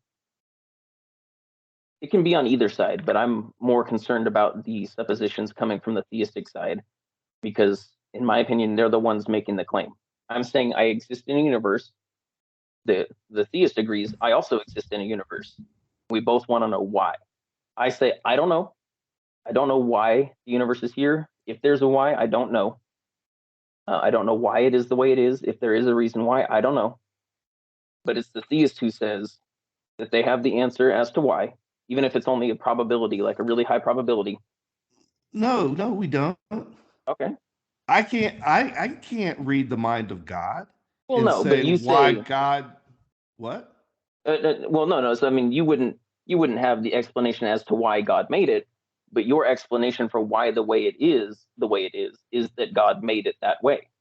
It's So a if my logical it's a logical conclusion based on the evidence that frankly I didn't have at my disposal when I chose to start believing in God, right. but my choice was simple. I read two Bible verses, Matthew 7:7 and Revelation 3:20. I did what they said. I did it sincerely, and it changed my life. I would be sitting in your chair if it had not happened to me. Now, after it happened, I started questioning myself, which is natural. I Hmm. questioned whether it was something that I had just wanted to happen so bad that I made it happen in my own mind. And I went through all of that stuff. And I read psychologists. I read Jung. And what Jung told me was very interesting. He said, I can tell you about my ghost experience, and I can tell you about my God experience. And you can say you've never had an experience like my ghost experiences or my God experience. And that's okay Hmm. because you have your experiences and I have my experiences. What you cannot do is you cannot say that my experiences were invalid or that I'm mentally defective for claiming to have had an experience that you have not. Now, Agree completely. Yeah. I just want to be in clear that about that. light, I wouldn't put you down for what you believe. By the way, I want to be clear about that. Like, I'm oh of the no, type no, no, that when I question theism, Christianity, either way, it's it's from a perspective of trying to be as objective as possible. But I don't blame people for making subjective choices. Like, what bothers me is if somebody uses their religious beliefs to serve a bias against more objective beliefs like evolution and the history of the universe. Those are things I have problems with, but I don't have a problem with somebody taking a religious thing on their own based on their own experiences. Okay, cool. You had your experience with God. You believe in God. I wouldn't want to take that from you, and I wouldn't use that to say anything's wrong with you in any way, shape, or form. That not at all. Just well, you can't take it away from me. It was the point yeah, that Young I was wouldn't try to making. convince you. I wouldn't try to convince It, you that you're wrong. it wouldn't do you any good, quite frankly, Yeah. because I've kind of settled that in my mind. I've asked and Mhm. answered those questions. And when it comes to my convincing you, I can't do any more than what I've done, which is tell you what I've done and Mhm. then say, I firmly believe that if you followed the same steps that I did with the sincerity in your heart, like I had in mine, that God would come into your room if you prayed and asked for it. I firmly believe that because to believe otherwise is to believe that I am more special than you, that God loves me more than he loves you. And that's absurd. He loves everybody. And I mean, he loves us enough that he created this magnificent universe. And, we didn't talk about going to church or anything like that because, quite frankly, I don't like talking about going to church. But I will tell you this, if I want to have an intense religious experience, I pop in the Planet Earth DVD and watch Mhm. some nature in action because that is awe inspiring. I couldn't agree I more mean, with you. One of the we live conversations I had, I we had a live in a conversation with a magnificent. Christian. Go ahead. Sorry. Get your I was point just there. going to say we live in a magnificent world. Your I turn. agree. Yep. I was just going to say it, kind of tagging into what I had just previously interrupted you with before about, you have your experiences and I have mine. Um, it's part of the thing that really got me about and gets me about a lot of the religious people that we interact with out there in the internet sphere is what, and you mentioned Aaron Ra before. He used a term, oh gosh, can I remember it? Bibliolatrist or something like that, where people tend to put the book before the belief in God itself. And that does irk me, because when I was a believer, I felt most in tune with God. Church is great. You get to hear the pastor talk, you get to read the word, you get to worship and have those connected moments. But being out in nature was like, this is the word of God. This is, yes, absolutely. If he left anything for us that can't be tainted, that can't be overturned or lost or mistranslated, it is this. It's the universe, the raw nature in which we live. I don't believe in any such thing, but it does bother me. That was kind of the point I was getting at. When people use what's in the book to alter how they see what's right in front of them. And granted, that may come from my bias, in which I favor the scientific method over the spiritual method. But I can't help it. I've looked for it, and I can't find any reasons to favor the spiritual approach, which isn't to say there's nothing there. It's just I don't personally need it. I've had it. I learned to work without it because I lost it against my will. I didn't want to lose my religion. I wanted to keep it. I wanted it to be stronger. But when I came at it from the perspective that I did, with the abilities that I had, no amount of praying and pleading kept my mind from being convinced that there wasn't enough there to keep me believing it. I had a rough time in that initial stage where I found there was a lot of guilt and a lot of self kind of like aggravation, like being angry at myself. Like, why can't I just believe? Oh, can I have just 1 minute real quick? My wife is calling me. Sure. Oh, come on.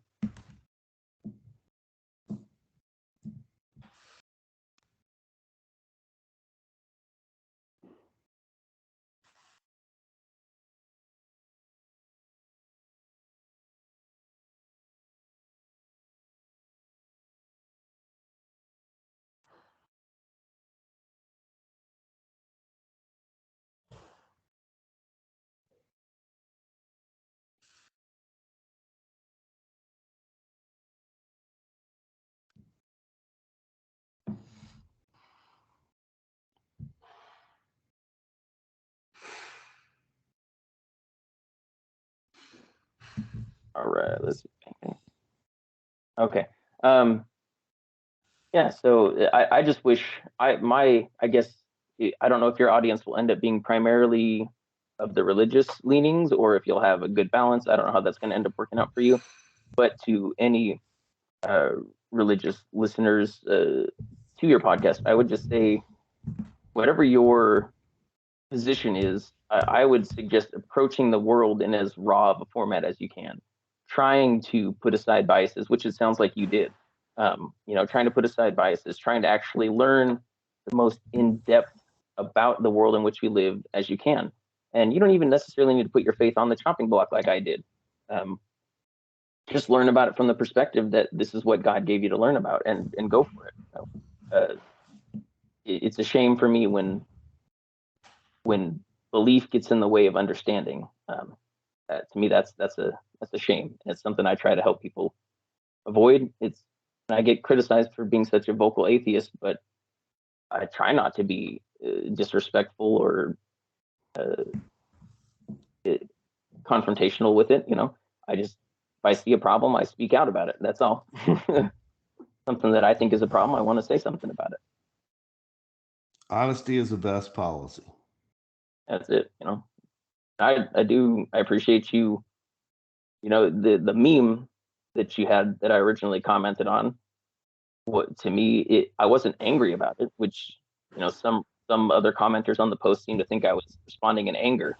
I was trying to say, like, no, I'm not angry. I think this is a wrong portrayal of the dichotomy that I don't think actually exists. Like when obviously, if you're only doing audio, you won't be able to show the meme. But the meme was, a construction worker hammering away on some, The invisible yeah, carpenter. and then the second picture was the same picture minus the human worker. So it's just the floating hammer doing the construction on its own, and it's a meme, so it's in good fun, and I'm not upset about it. But if we're trying to give, if somebody sees that and thinks that's an actual accurate description of the difference between how the theist sees the world and how the atheist sees the world, then it's just incorrect. You know, the theist, yes, sees the guy with the hammer building away, but the atheist doesn't see the hammer. The atheist just sees is it wouldn't be a The building. It nail's would just be conveniently nailed in already. no. What the atheist would see would be something closer to maybe a naturally eroded uh, cave shelter instead of a hand built, constructed shelter. Because what we're talking about, the way, if you ask me, okay, from ground zero, you don't believe in God, then how do you think the universe is the way that it is? And I would say, well, as best as I can tell, I think ultimately either view comes down to the fact of a brute fact. At some point in the explanation of the theist, it breaks down to that is God's nature. Okay, why is the universe this way? Because God made it this way. Why did he make it that way? Because of these qualities. Why does he have those qualities? Because those are God's qualities. That's the brute fact.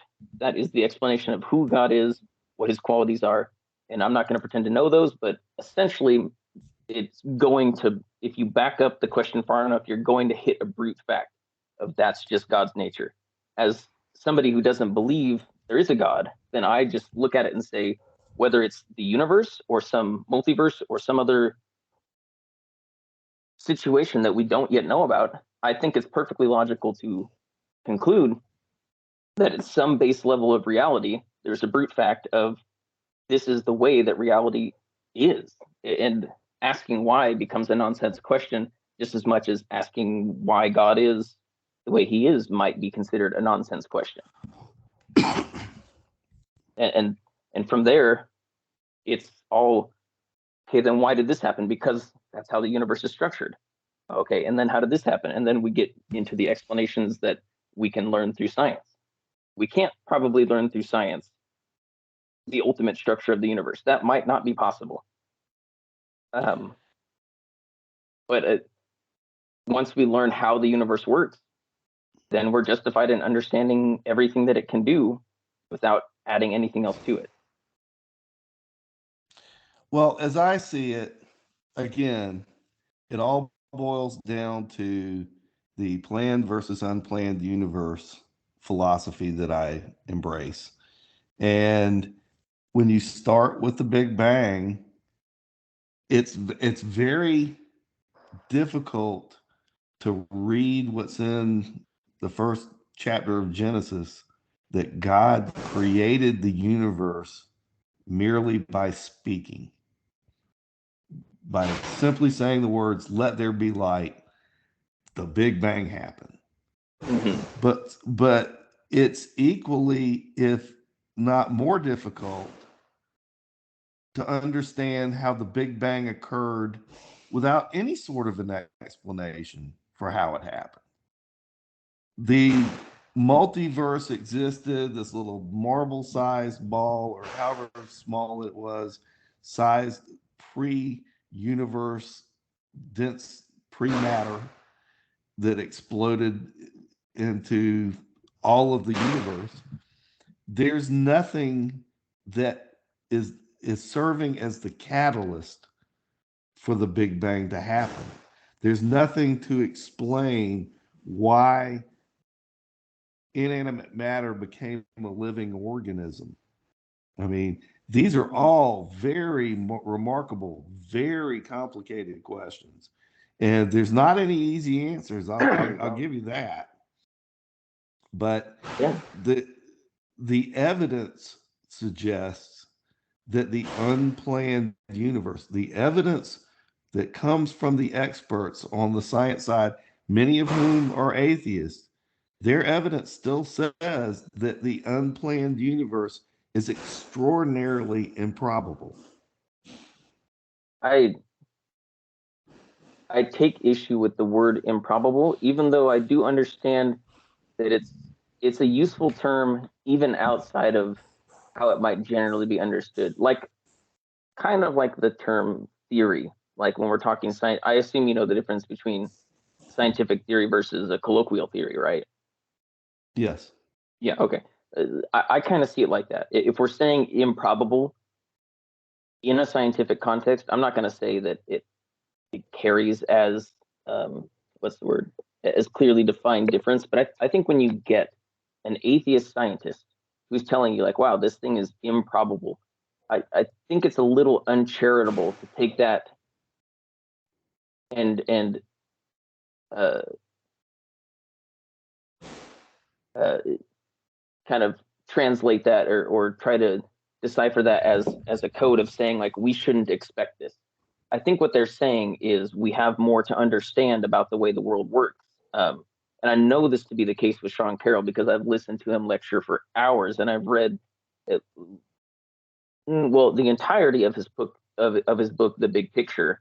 I've read that book twice, and I read part of his Times Arrow book and part of his oh gosh, I forget the name of that one, but the one where he discusses his ideas about the quantum theory, uh, how he thinks that Do applies you to know the. the name? Do you know the name of his website? Um, are you talking about the big picture website or what? Which one are we talking about? Oh, His yeah, the personal improbable universe. website. Yeah, yeah, No, the improbable. Isn't it's that the it? preposterous universe. Oh, okay, yeah, yeah, and I think that's a little tongue in cheek again. You know, you have to be charitable in understanding that. Like, if we're talking, I mean, I think he is a philosophical It's all the atheist. You know, confirmation bias. It's all where his confirmation bias lies. I He mean, calls the we're universe preposterous. He talks about the Big Bang, but then when he realizes the implications that the Big Bang has in the preposterous universe, then he hedges. He it's a have you joke. seen his debate with William Lane Craig? Not all of it. Okay. Obviously, so I'm not going to use that in particular, like against you in any way right now, but I definitely recommend watching it and trying to do so from a charitable position and also understanding that the debate is happening between a theologian and a theoretical physicist who specializes in cosmogony.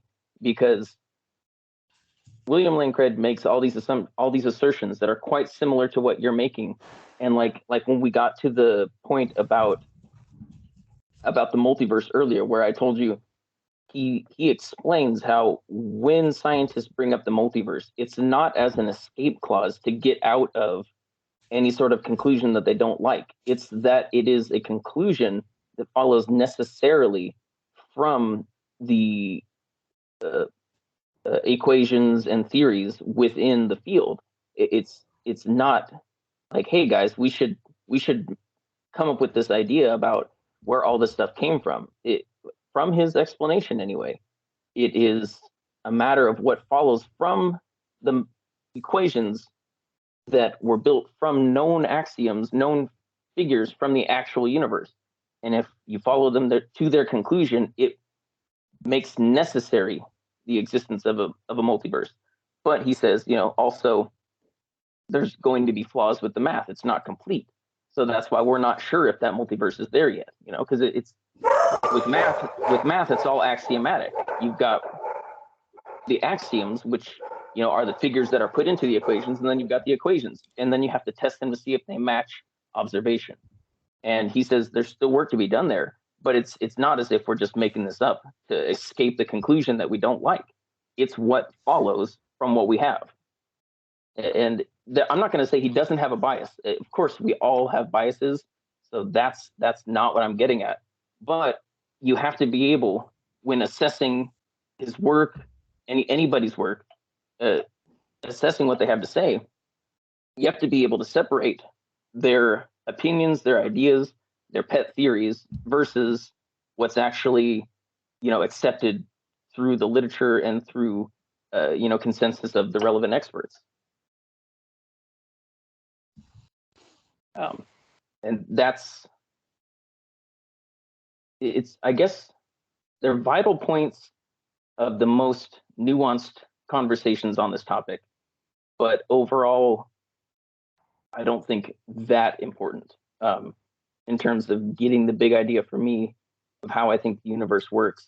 Like I said, there could be a Big Bang moment and everything that follows after, or there could be something that happens in that very early state of the universe that changes the way we could understand how the universe came to be that it was. Like Sean Carroll has a model of a multi-directional expansion from a connected point where entropy both decreases and increases, and those are two separate universes that are occurring from I forget exactly how he says that, but he says he knows it's wrong, but it's also pretty consistent with most of the information we have. It's a possible theory, but there's also problems with it that they haven't worked out yet. It's not a matter of trying to escape conclusions. It's a matter of trying to stick to scientific reasoning and not putting your foot down and saying, hey, I've reached the end of what I can understand, and now I'm going to go with what I feel. And maybe the second that Sean Carroll stops talking about the Big Bang and inflation, and he gets into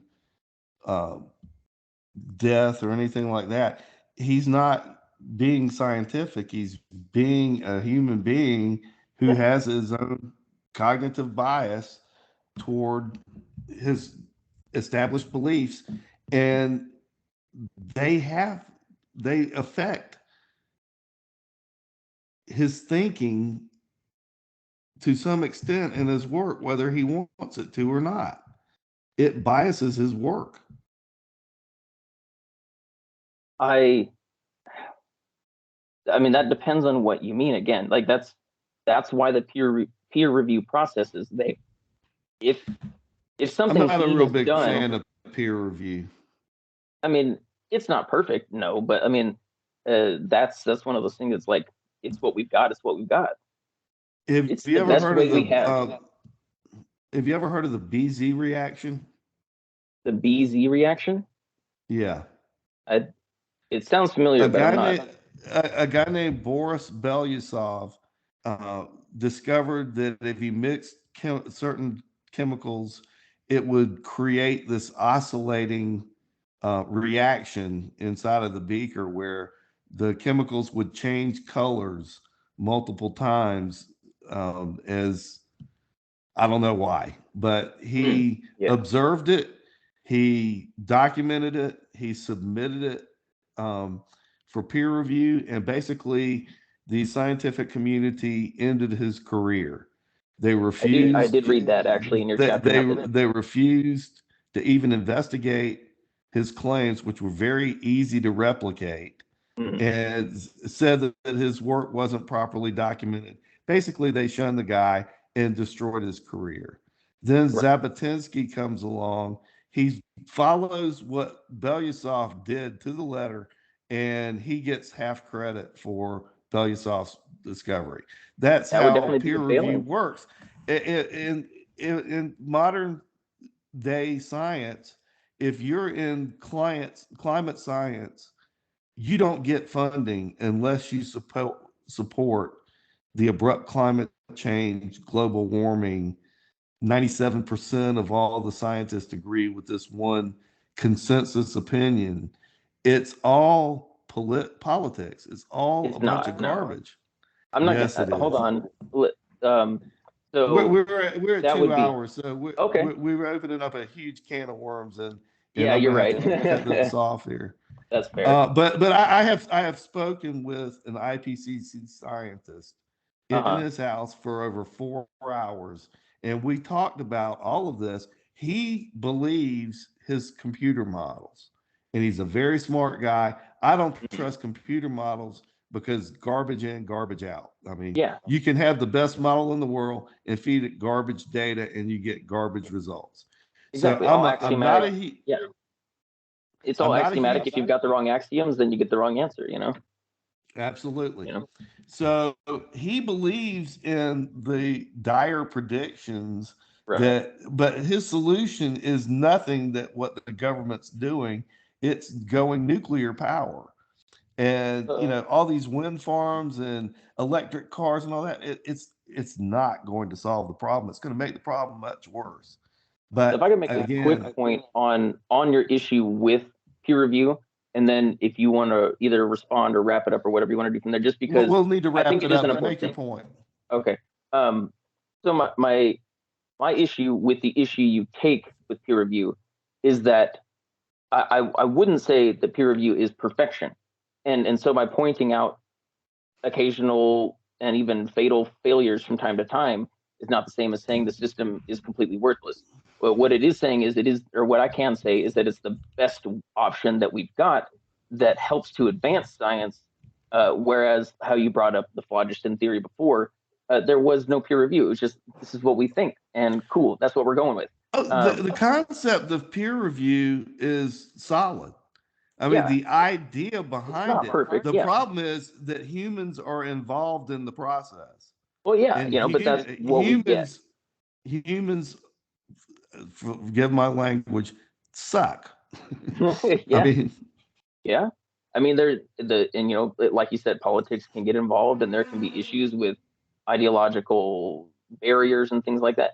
I won't say none of that stuff exists, but but to but to say, you don't put much stock in peer review. I mean, it's not as easy as it's peer reviewed, so I don't give a damn, or it's peer reviewed, so I don't trust it. I mean, that's like saying, you know, um, you know, geez, let me see, airplanes, 99.99% of all uh, airplane flight, commercial flights are safe. You make it to your destination safely, so I'm not going to fly because it's not perfect. I mean, sure, you could do that, but then you're kind of limiting yourself in what you can do in life. Peer review is an essential element of the scientific model. You can't just do your experiment and present it and expect it to affect the community, to affect the consensus understanding of people who are also qualified to do what you do. You have to present it for other people who can do what you do to try to see if you've done it right or if they can find a flaw in what you've done. And the system may not be perfect. It's not perfect because yeah, people are involved, and people are going to let things through they shouldn't. People are going to block things they shouldn't. It's going to happen. But overall, the long arc of time is in an upward trend. It's not to say we're ever going to be perfect, and especially not to say that we're perfect now. But I don't. I think it's dangerous to cast such dispersion on the process of peer review as a blanket statement. I think you should go to individual situations rather than a blanket. If you want to just point being to, honest. I mean, yeah, that's your view for sure. I just like to point that point of view out there that it could it could cripple the scientific enterprise altogether if we got to a point where we said, oh, let's just skip the whole peer review process. Maybe changes could be made to it to make it even more of a bias-free zone. But overall, the process needs to be there in order for science to work, even as well as it does now, if not better. But and from there, that's all I had to say on that one. So I'll let you go from here where you want to go. Well, I'm really sorry to do this because I have really enjoyed the conversation, but I got a dog downstairs in my basement that's about 45 minutes bit behind his dinner schedule. Oh So no, I need to wrap this up and go no feed the problem. dog. So I just want to say in closing, thank you for your time and the very interesting conversation. And I look forward to more interaction with you on the Facebook page, and maybe we'll do this again sometime. Sounds great, and thanks for having me. Well, thank you. Have a All good right, evening. you too. Bye Bye. bye.